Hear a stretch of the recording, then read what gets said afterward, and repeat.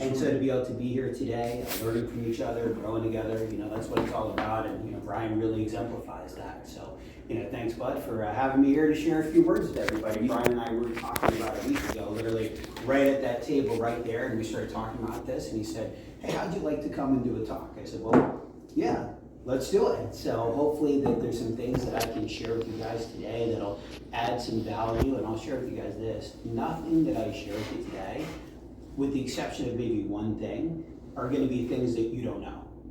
Meaning a lot of it's just going to be reminders, and I'm a big believer that the person doing the presentation usually is the one that needs to hear what he's saying the most, if that makes sense. So I know that I'm going to grow from what I'm going to say, and hopefully there's some things that I'll share that'll really help you guys, as well in some, in some areas. But just a little bit of first off, who am I? My wife and I, we live in Highland Village. Just celebrated our 3-year anniversary living in the DFW area. Mm-hmm. We are big believers in, having our life principles be God, family, business, and everything else. And so we, like Brian, like Stefan, we attend Valley Creek Church right there. My wife and I actually get a chance to lead student ministry. Dylan actually co-led my circle last year, which was great. This is my wife, myself. We don't have any children yet, other than our first child. That's Layla. She's our pride and joy.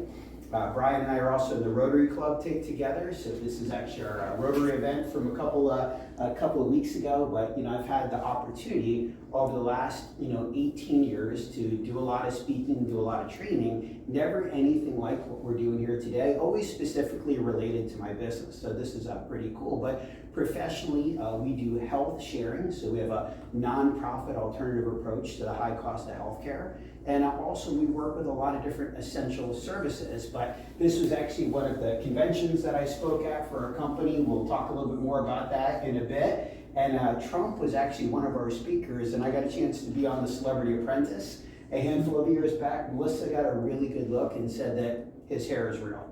So I don't know if that's the case, but Melissa said that it is. So it's pretty cool being here. It's success-based because some of you guys have maybe heard of Success Magazine. And so this was actually 2011, Success from Home Magazine. Yes, my shoe is untied. And my dad was the first person to point that out to me. Hey, I'm at Barnes & Noble, and congratulations.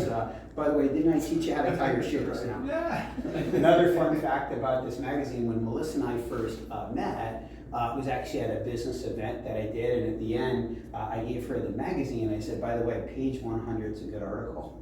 And she rolled her eyes and said, let me guess, it's you. So who needs eHarmony when you have Success from Home Magazine, right? And, years later, Melissa and myself, we got a chance to be featured again together. Our dog Layla made the addition, which was great. And even though I've never done talks like this before, for the last 18 years, I've spent my life just building teams of people, building successful teams, creating culture, looking to create, winning environments. So, I'm a big believer that the only way you can influence another person is by your own example. And in order to develop the leaders around us, which, all of us are in communities where we're developing the people around us, and in order to really develop the people around us, first we got to truly develop the leader within us. So most of the principles that I'm going to share today are really from that introspective look, like how can we grow, ourselves as individuals, because the more we pour in ourselves, the more that we can go out and pour into other people. So out of these 13 essential leadership principles, change your business, change your life, it all starts with attitude. And one of the things I love about attitude is attitude's one of the greatest gifts that we've been given, because it's something that all of us can change at any time. At any time, we can flip the switch and change your attitude. I'm a big believer that your attitude determines your altitude in life. Henry Ford said it best, whether you think you can or whether you think you can't, you're right. Mm-hmm. And all of us need to figure out ways to have that I can mentality. This was something that was really ingrained to me really early on in my life. When I was born, my mom was a 17-year-old single mother, and I was born with a hole in my spine. And the doctors told my mom that I'd probably never be able to walk. And I don't remember this, but from my mother, my grandma, what they say is my mom literally used to lean above from my crib and just give affirmation after affirmation. Like, son, you're gonna walk. Son, you're gonna be great. And she went to doctor after doctor until she found Dr. Lyle McKelly at the Boston Children's Hospital. I was born in Rhode Island. And he said, oh yeah, we're gonna have this fusion, and we're gonna do this, we're gonna do that. And the first couple doctors didn't have that same perspective. but my mom never gave up on that ICAD mentality. And, today, we're walking. So amongst a lot of other, things, but because I had spina bifida, as a child, like growing up, especially going into middle school, there was different side effects might be the right word from going through that. One of those things, I actually have Tourette syndrome. And don't worry, I'm not going to swear at anybody during the meeting. It's very minor case, but for me, my eye used to blink all the time. Still does sometimes. In high school, my nickname was Blinky, and my other nickname was Twitch because my arm would twitch. And those were things that for years really stuck with me that I was really ashamed of. And when I started doing what I do now, at first I can do this, but I don't think I can ever be the guy that goes out and talks to people. And I'll never forget my mentor saying to me, he said, listen, make your adversity your advantage. And that shot that you guys saw of me speaking at an event, that was actually at where the Cleveland Cavaliers play, I forget the name of the arena, but it was me on stage that day sharing that story about having Tourette syndrome, something I was always so ashamed of, me being on stage telling that story. And what was amazing is multiple people came up to me at the end of the day and said, wow, thank you so much for having the humility, the vulnerability of sharing that. I can relate, here's what I went through. And so I think it's so big when it comes to our attitude is we've got to go out and make our adversity our advantage. So number 2 is find a mentor. And this is something that's so important in anything. I know, Dirk, you got Brian mentoring you now in real estate. So important because in anything we do, when we can have somebody that's already been there, that can limit those mistakes for us, that can go out and stretch us, that can guide us, it's huge. And what I love is mentorship, especially in today's time, is available for everybody. Meaning it doesn't need to be somebody in person between YouTube videos, between podcasts, between books, between audios that we listen to, events that we can go into. Everybody has access to mentorship. But what I love about, having a mentor is your mentor can stretch you. And as leaders, one thing I learned a long time ago is leaders are like a rubber band. They're never at their full power unless they're stretched. If you think about a leader on a rubber band on a desk, it's got no power. You stretch that thing and it's got power. And Jim Rohn, I heard him say a long time ago, when the student is ready, the teacher appears. And my mentor actually was watching from out there. He's doing some different things. We're doing it together later on. But here's what's interesting is for 5 years, I ran away from my mentor. Literally, wasn't listening to anything that he had to say, didn't want to be a part of what he was doing. And literally, he followed up with me for 5 years. So also, anything business related, the fortune's definitely in the follow-up. Literally, for 5 years, he followed up with me. And then I'll never forget, one morning, everything was falling apart in my life. I owned a bunch of cell phone stores at the time. One of my stores had just gotten robbed. I was 26 years old, $50,000 in credit card debt. And I woke up one morning and I was looking at my bedroom wall, and there's a quote on my wall that says, the day that you know that you've made it is when you can't go to sleep because reality is better than your dreams. And I saw the quote and I literally just broke down crying because I was so far off the beaten path of where I thought I'd be at that point in my life. And I literally got down on my hands and knees, and for me at that point, my spiritual life was not intact. But still, I prayed that morning, and literally that same day, Patrick pulled up and walked into my cell phone store. I said, all right, I guess I got to do whatever it is that you're coming to get me. If I asked for it, I received, I got to accept. But, literally 5 years, later, but, mentorship is so key because a mentor can stretch you. Goal setting. Most people never hit their goals because they don't set them. In life, you can never hit a shot if you don't have a target. I'm from New England originally, big Boston Celtics fan, so excited about the NBA Finals. Probably going to be a Dallas-Boston event, which would be great for everybody here. But one thing that I know is no matter how good of a shooter Jaylen Brown is or Jason Tatum is, if you blindfold them and they don't know where they are in the gym and you put the ball in their hand, no matter how good of a shot they have, if they don't know what they're shooting for, they're not going to hit it. And so, goal setting is incredibly important, not just to have it yourself, but to share it with other people. And if you are somebody that has a mentor, I suggest, sharing the goals, with your mentor. Patrick, who I was talking about a minute ago, the end of my first year in my business, so this is actually December 31st, 2005, I wrote a list of 55 goals. Some of them were small goals, some of them were mid-range goals, some of them were really big goals. And I wrote a list of 55 of them, typed them up, emailed it to him so he had a copy of it, printed it out, and I literally thumbtacked it next to my light switch on my bedroom wall. So every morning when I woke up, the first thing I saw when I turned on my light was my goals.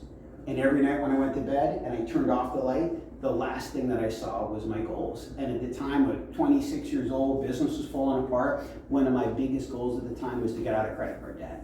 I owed $50,000 at the time, and I literally printed out my credit card bill, and right next to the goal list, I literally also thumbtacked, great modern technology, right? Thumbtack. So I thumbtacked the thing next to my goal list of my credit card statement. And every single month when a new one came, I put another one up. And the next month I put another one up. And the next one I take it down and I put it up. And 10 months later, I'll never forget, I put one up that said previous amount owed, $22,671.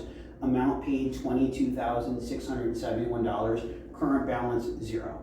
And I'll never forget how freeing of a moment that was. But over the years, every single one of those initial goals have come true. Some of them were big goals. Like I said, some of them were small goals. Today, obviously, my goals are a lot bigger, but I think it's really important not just to set our goals, but to let the people that we care about know what our goals are.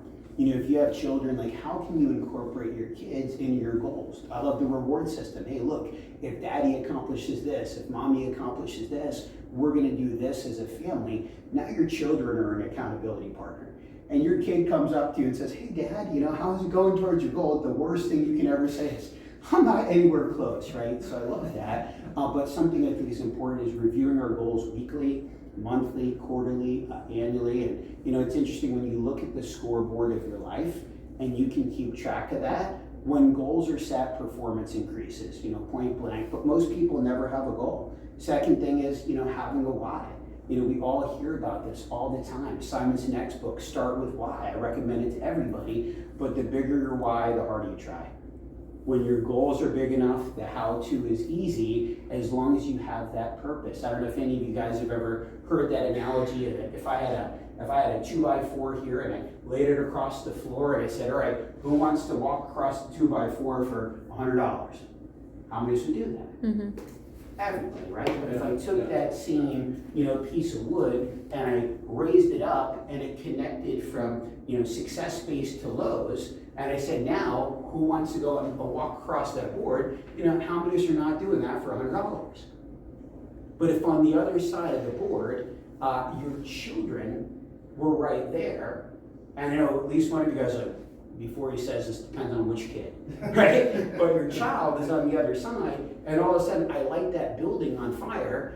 How many of us are going across the board, whatever it takes, right, to go out and save our child for what's going on? Same thing, but a different purpose, a different reason, a different why. I think one of the most, I'm a big sports guy, so you'll hear sports analogy after sports analogy in what I say, but one of my favorite stories was Buster Douglas when he beat Mike Tyson.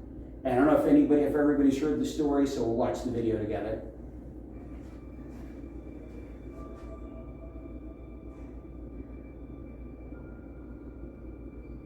You can write everything down if you want to. Be brave enough to write every one of your goals down. But I'm going to tell you something. Life's going to hit you in your mouth, and you got to do me a huge favor. Your why has to be greater than that knockdown. And I love it. Buster Douglas got knocked out. Nobody ever got knocked out by Mike Tyson and ever got back up. It was almost a 10 count. He was stumbling. 4, 3, 2, 1. Ding, ding, ding. Saved by the bell. He goes to his corner. The whole world's like, that's it. Once he comes back out, that's it. Mike's going to just hammer it. And exactly that. Mike Tyson came out like, I got him. I got this kid up against the rope. Listen to me, many of you right now, life's got you up against the rope. You can't give up. You can't give in. Listen to me, if it was easy, everybody would do it. And if life's got you backed up, I need you to do what Buster Douglas did. Buster Douglas started fighting back. The world was shocked. Goliath has been knocked down. What happened? And they went to Buster Douglas and they asked Buster Douglas simply like, what happened? And Buster Douglas said, listen to me, it's real simple. Before my mother died, she told the whole world that I was going to be Mike Tyson. And 2 days before the fight, my mother died. Buster Douglas had a decision to make. When his mother died, he could die with his mother, or he made a decision, I can wake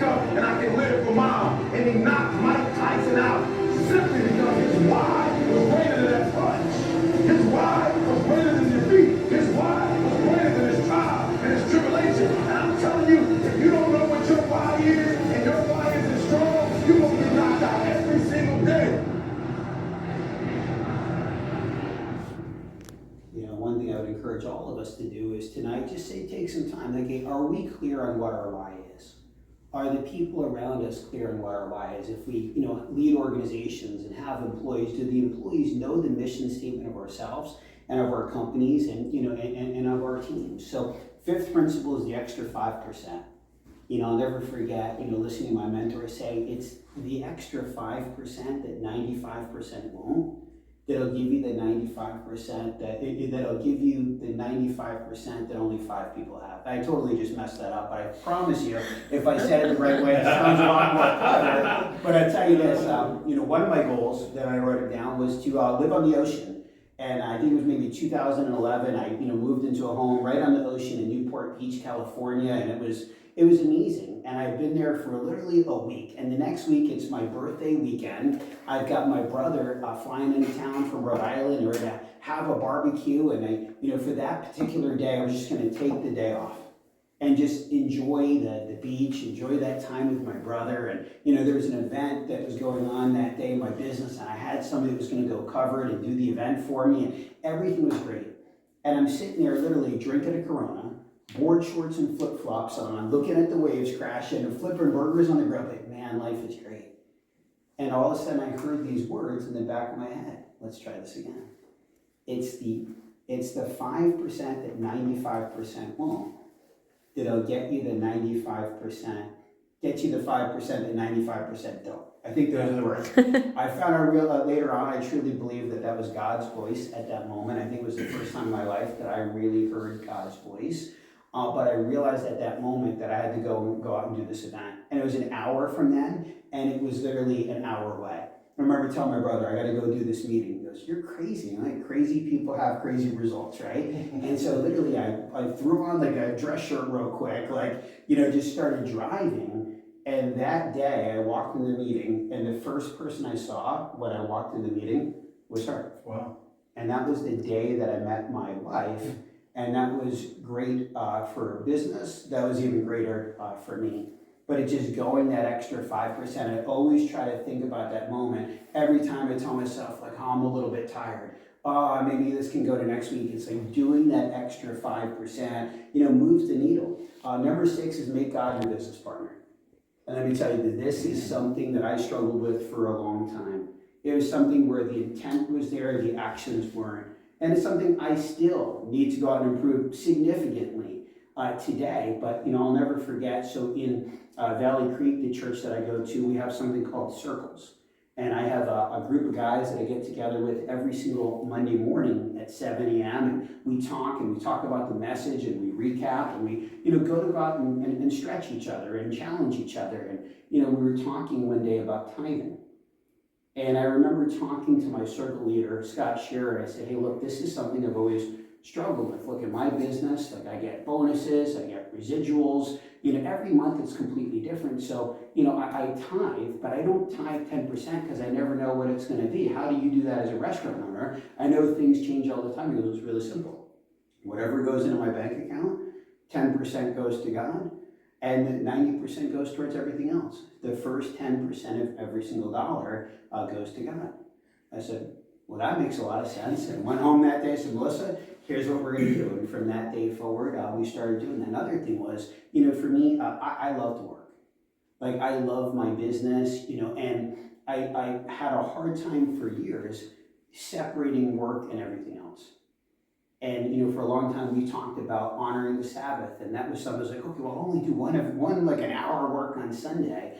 But a couple years ago, we just completely shut down on Sunday and really honored God, for that day. But, we were with a group of guys and one gal actually in this same room this morning talking about a faith-based entrepreneurial exercise that we were going through. And one of the things that they were talking about is, how do you go out and not make your business your idol? And that's something that for a long time was a hard thing for me. And then as we started really looking at how can we actually make our business go from a profit center to a ministry, so many things started to change at that point. And as entrepreneurs, we're all competitors, right?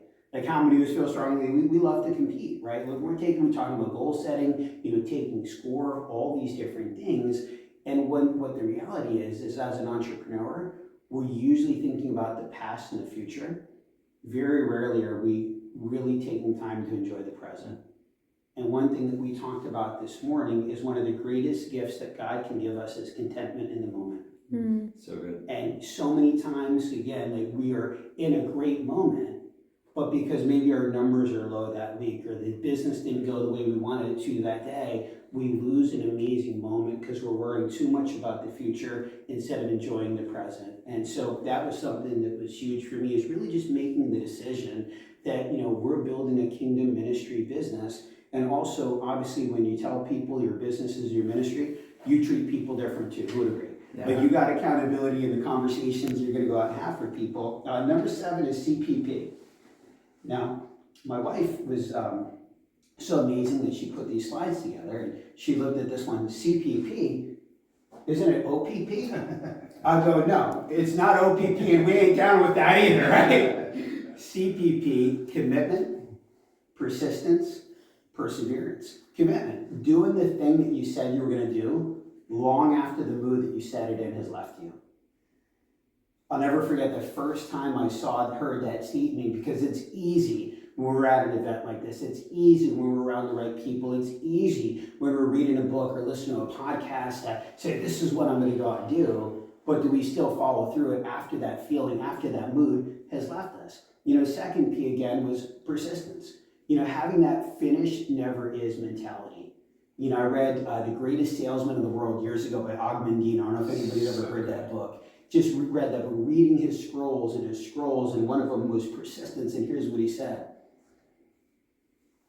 He talked about the fact that he said, I will persist until I win.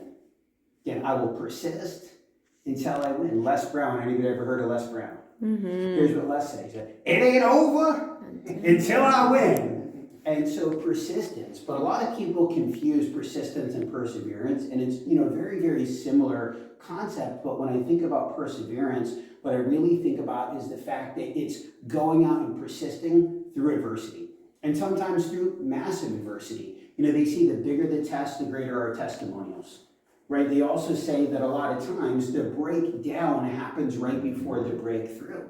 And when I think about perseverance, I just think about, success is a choice. How bad do you want it? See, I believe God always puts the fruit at the end of the branch because you got to go out and stretch yourself to get it. And I think back into my early years in my business, I think literally it was February of 2006. I've got my cell phone stores that I own. I'm starting my side hustle business, which is my full-time business today. And, man, I was one of the brokest that I've ever been. And I remember a defining moment for me. It was February of 2006, and I could see the breakthrough. I knew it was coming, and I just had that look. It's like, we're gonna make it happen, that make it happen mindset. And I'll never forget, I was living in Philadelphia at the time. I drove down to Virginia to go out and meet with some folks, and the next day I had an event in Buffalo, New York.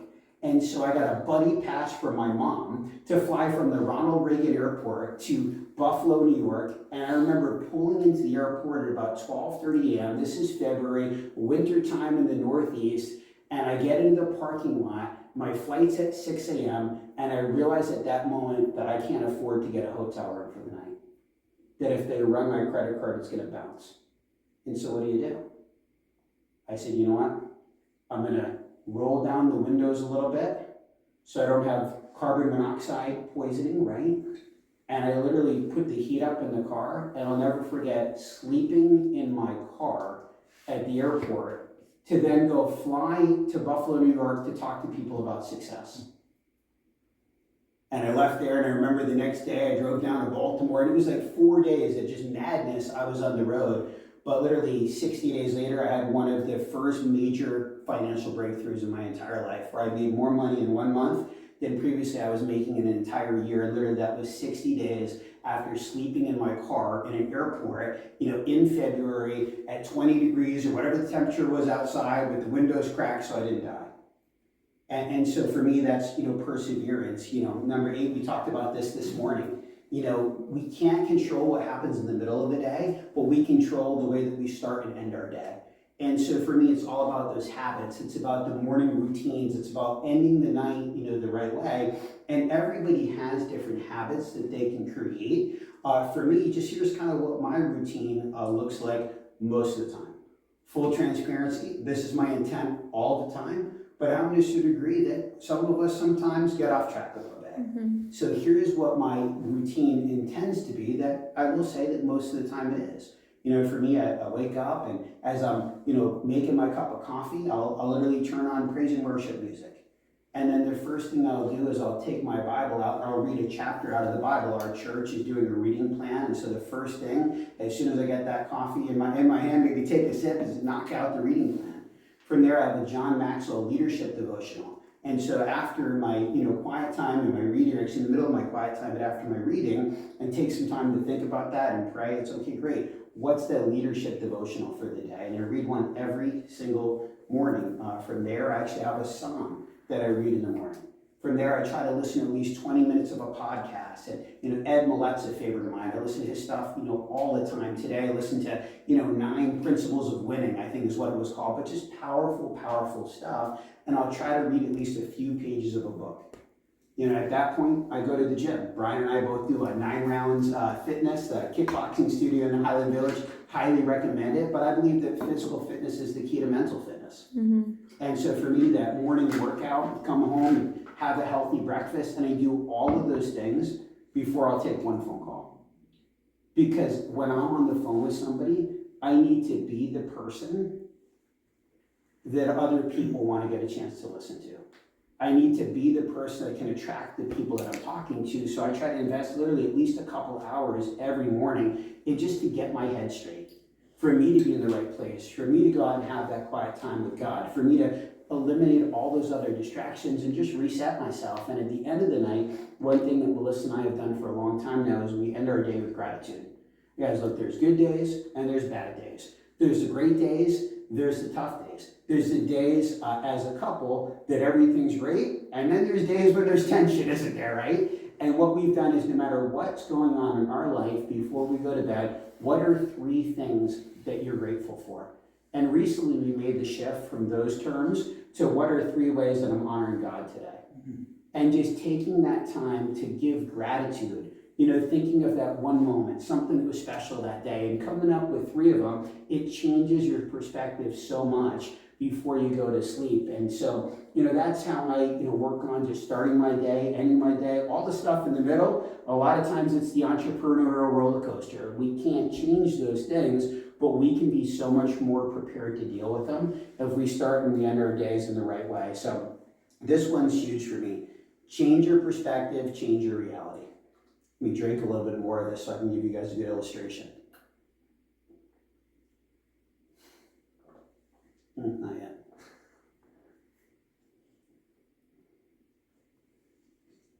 Not yet. You suddenly have to eat. You have suddenly have to eat now. Exactly, right? So what do I have in my hand? Cup of water? Some people say that. Some people say I got. Glass half full? Some people say that. Other people will look at the same thing and say what? Glass half empty. Exactly. What's different? Perspective. Our perspective, our perception, the way that we look at things, right? And so changing our perspective, is everything. I heard somebody say, don't ask for less problems, ask for more skills. Don't wish things were easier, wish you can get better. I heard the same gentleman say, listen, we will all suffer from 1 of 2 pains, either the pain of discipline or the pain of regret. The pain of discipline weighs ounces, but the pain of regret weighs tons. And so the way that we look at things is so huge. And I read something, actually I was listening to Ed Millett, and he talked about something you heard Tony Robbins talk about. And he said, imagine you see a car accident, major wreck, and you pull over, you go there, you try to, help out, and you're holding the person in the accident, and they die in your arms. Now, how much grief for most of us, and this would be pretty normal, that's a major traumatic experience, right? That's something horrific. He said, then I heard Mother Teresa say, the most beautiful thing that I ever experienced was as I held somebody in their arms, their soul left this earth and went to heaven. Same with that, different meaning, right? Everything is meaning and perspective. And I'm just gonna read this to you guys because it really, really hit me when I was listening to this. It says, it's not the events of our life that define us, it's the meaning that we take away from these events. And just continue to ask yourself, what would I need to believe about that event for it to serve me? You know, one of the things, Stephanie, we were talking about, you know, this morning is we're all going to go through the difficulties. We're all going to go through the downturns of the emotional and the entrepreneurial roller coaster. But one thing that I've tried to start doing is as I go through some of the tougher times, reminding myself someday this is going to be a story. Someday this is going to be a lesson. Someday that what I'm going through right now is not going to matter, and what I'm going through now is going to inspire somebody else based on what I'm going through right now. Being from New England, being a sports fan, I'll never forget Atlanta Falcons, New England Patriots, Super Bowl 28-3. Falcons are up in the beginning of the third quarter. Julian Edelman goes over to Tom Brady, and here's what he said: it's going to be one heck of a story. You know, one of their greatest adversities of their sports career, it's going to be one heck of a story. And as they believed that, they came back and they won.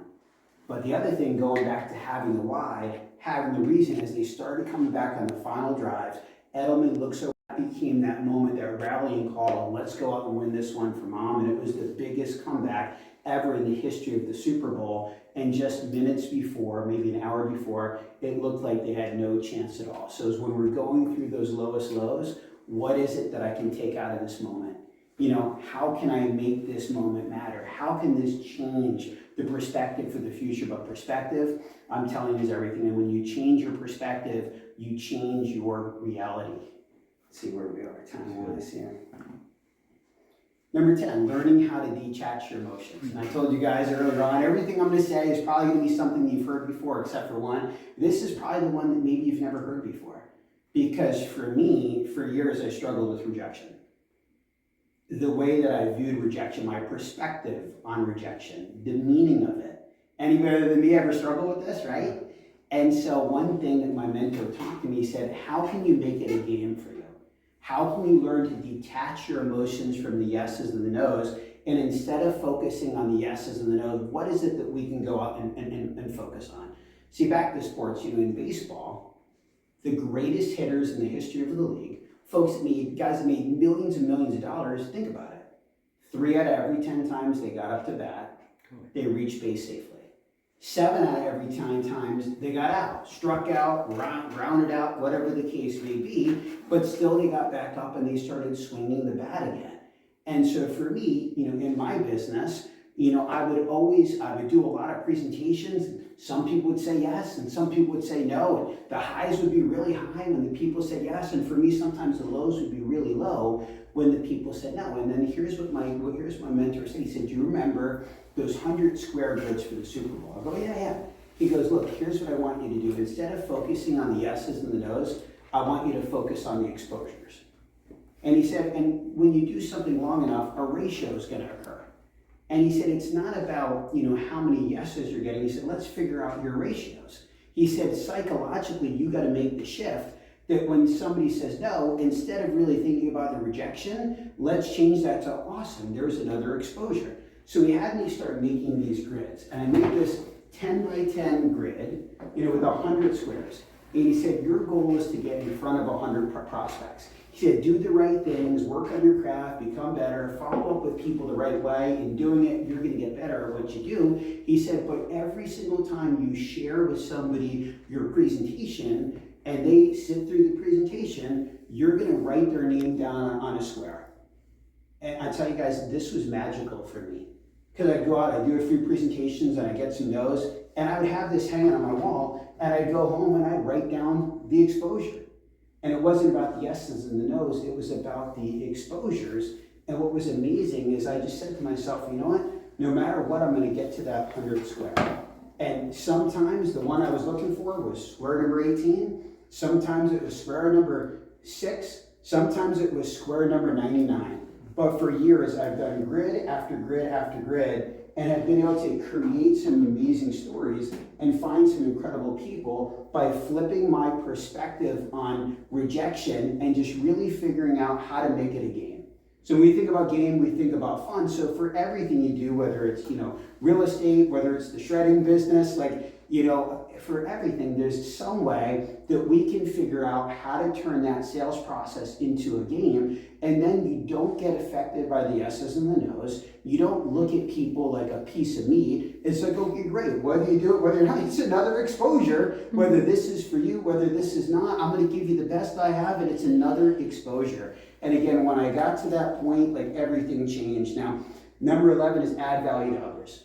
You know, COVID happened, you know, all of us went through it. We all have different stories from it. I lived in Connecticut at the time, which is kind of like Russia at the time, and everything was, you know, completely closed down for a long time. But for me, I was somebody that did a lot of in-person networking. I did a lot of in-person events. 100% of my business ran from being in front of other people. And all of a sudden, you got to pivot. All of a sudden, you got to be adaptable. And I remember calling my mentor, like, what am I going to do? He said, here's what you got to focus on. Not what you can't control, but what you can. How can you add value to other people? How can you give so much value to other people? Say, give it all away. How can you give so much value to other people that they want to do business with you? And so I ended up hiring a social media coach. And I had Facebook, maybe I didn't even have Instagram at the time, but I never really did anything with it other than maybe post a picture of my wife or maybe some food or maybe a game or something like that. But there was never any kind of marketing strategy at all for me on social media. And I hired a social media coach, and he's like, you gotta go do live videos. Live videos, I've never done a live video in my life. And he said, start doing a live video, do one today. So my first live video was about doing a live video when you have no idea what you're gonna say, but you're just gonna do it anyway because fear, when you do the thing you fear, you don't give it power, right? And so I do a live video, I dropped my phone at the end of it, but I got through it. I said, you know what? We're living in such a negative world right now.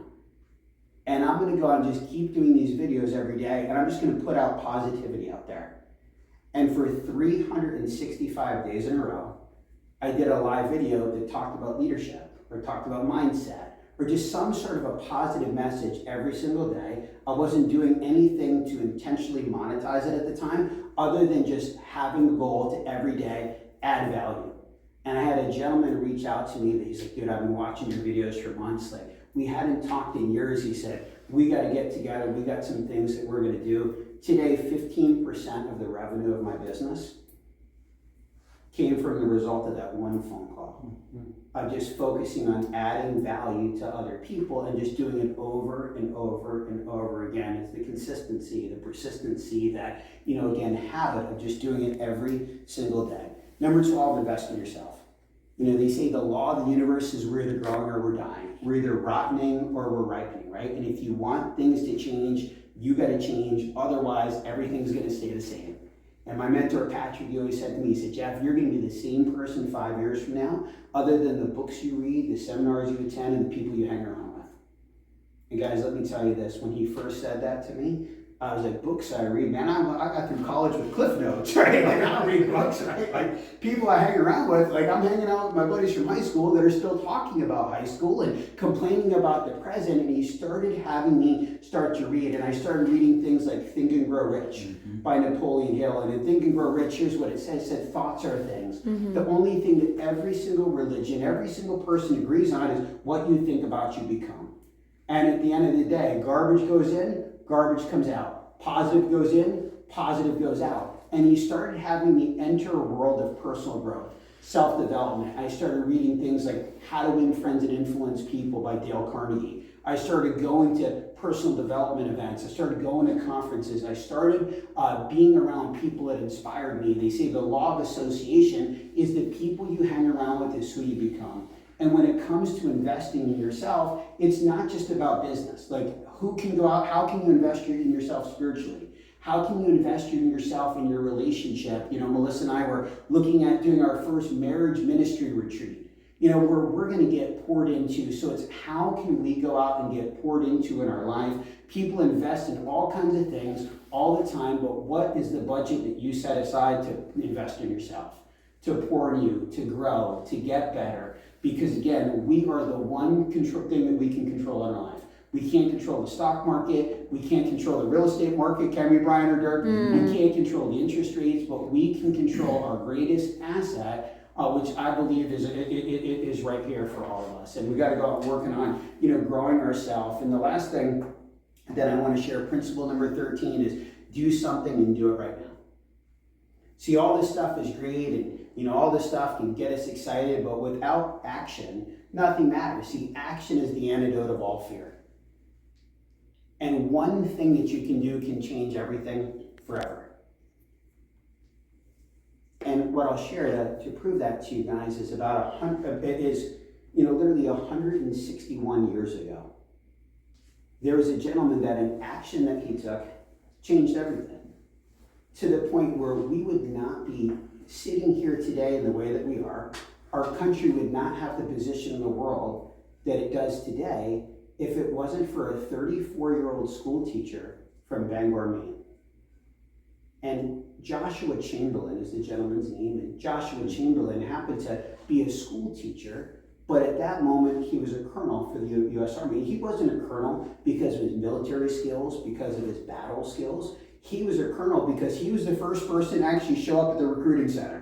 They're like, oh my God, thank God, we got somebody here, colonel. Next two guys here, they're gonna be majors, right? And so this school teacher finds himself, they put him 3/4 of a mile, up the hill 161 years ago. And here's what they say to him. They say, listen, whatever you do, you and your platoon, the 20th Maine, you do not move.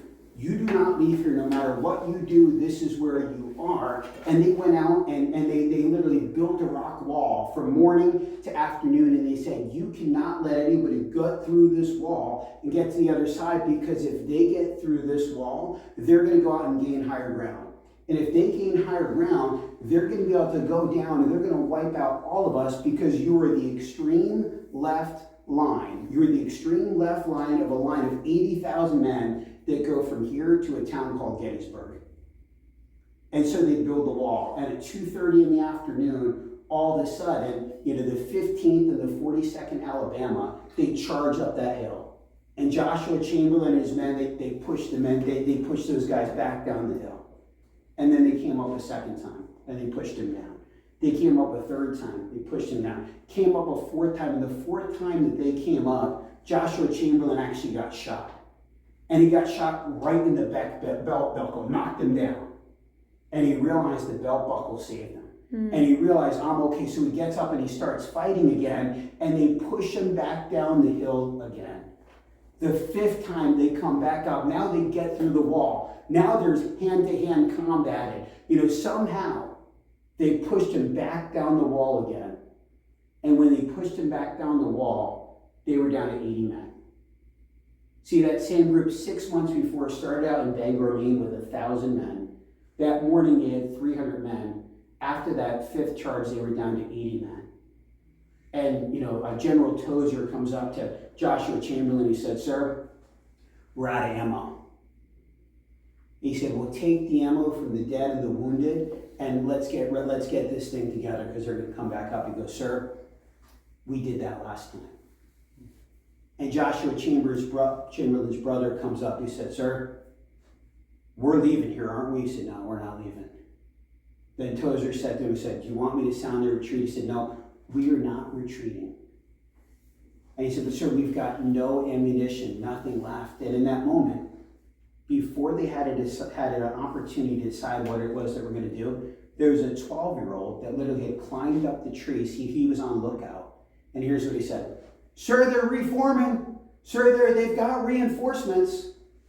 And all of a sudden, at that moment, with 80 men and no ammunition, they start to see the Confederate troops start to charge up the hill. And they're shooting and they're yelling. And Joshua Chamberlain's brother said to him, they're right here. Do something. Say something. And here's what he said. Fix bayonets. And they looked at him like he was crazy. He said, no, fix bayonets. He starts going on, fix bayonets, fix bayonets, fix bayonets. And he said to General Tozer, said, get ready, have these men execute a great right wheel and swing from the left first. And one of the lieutenants said, what in the heck is a great right wheel? He said, it's an all-out charge. This man is fixing a charge. And at that moment, before anybody could stop him, Joshua Chamberlain literally jumped up on the top of the wall. He swings his rifle over his head, and he literally says to the men, charge. And he starts charging down the hill, and his platoon follows him. And at that moment, 80 men with no ammunition captured 400 of the enemy. And they won that battle because one man at that one moment had the courage to do something at that moment and say charge. And guys, there's a little handout that I'm gonna pass out here as we start to wrap things out. You know, as I read that story, I found this. It's called A Personal Declaration. It's by an author, Andy Andrews. He wrote a book called The Traveler's Gift, and for me, it's one of my favorite books that I've ever read. And I want everybody just to take a minute and stand up together. Oh. And we're just going to take a minute, and all of us are going to read this personal declaration together. So, everybody get present. See what the first word is. On the count of three, we're going to start reading, right?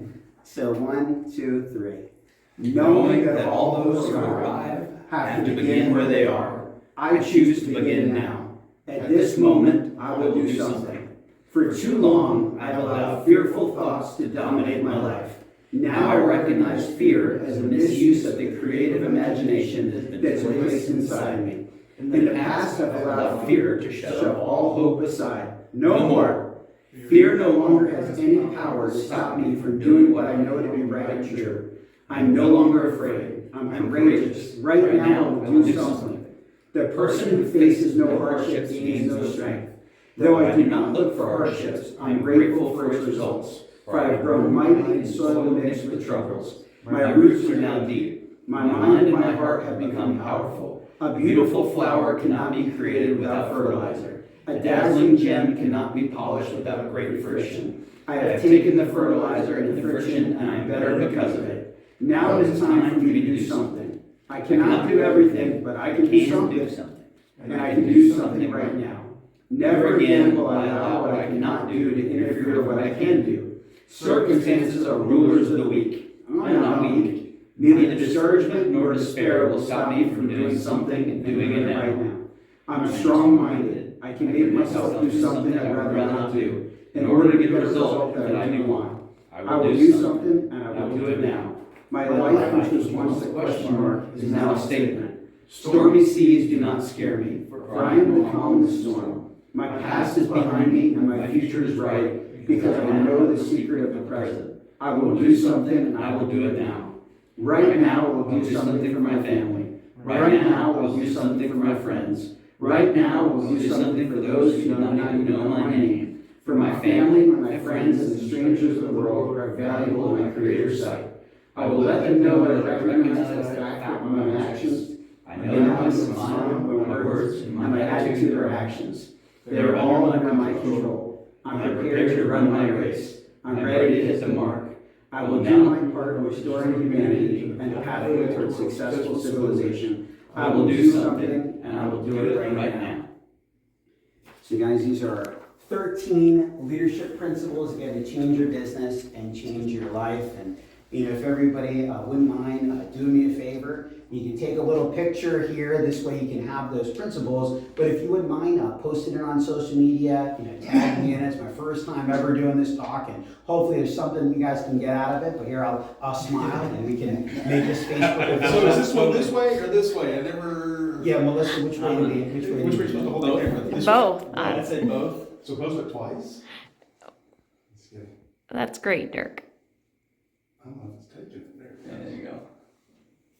It's quite the delay.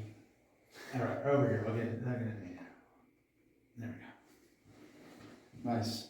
And just to make sure everybody has my contact info to connect, that's my QR code with my all my contact information, social media, phone number, email address. And guys, I want to thank everybody for being a part of this today. And this is something honestly that I've always wanted to do.